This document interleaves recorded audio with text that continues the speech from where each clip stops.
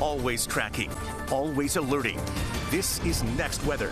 And for tomorrow, a different day from the last few days. We've had no rainfall at all for the most part. That will change with a break in the heat as a result. So tomorrow, storm coverage returns before we dry back out for the weekend. Still in the morning, it's a dry commute, 80 to 84 with the temperature between 6 to 9. But by then, the clouds start building. And in fact, by I'd say after 1 o'clock, we're game for showers and storms. And some of it could produce some locally heavy rainfall as deep tropical air mass begins to push in here. That's going to keep our rain chances high, and the amount of rainfall we can get also on the higher side before we drop back down to almost nothing for the weekend.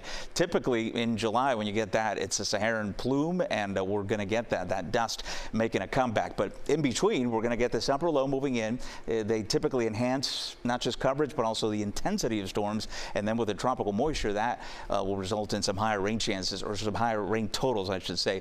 So that's going to be beneficial for all of us. Watch what happens. So by Thursday, it starts to pull away. Not only does the moisture drop, but then pushing in right on the heels of that tropical deep moisture is the Saharan dust once again pushing through the Bahamas. This is Thursday, and then it's right on top of us for Friday and hangs out through the weekend. That's going to keep rain chances pretty much gone through that period. And of course, when rain chances go away this time of year, we start getting into the big heat for hours and hours. In the tropics, there's only one little disturbance. I don't think we'll be talking about it tomorrow. It is just a tropical wave.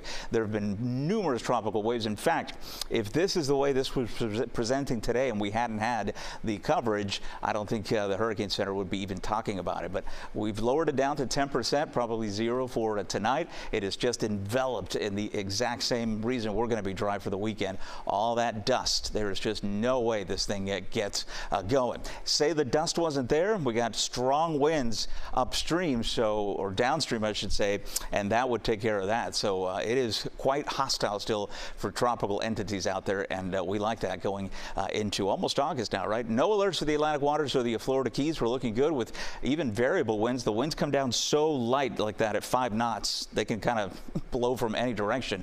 Temperatures in the afternoon back into the upper 80s to lower 90s with rain coverage 50 to 60%. That'll be our peak for the week, and then as the rain coverage comes down for the weekend, the temperatures go right back up for Saturday and Sunday.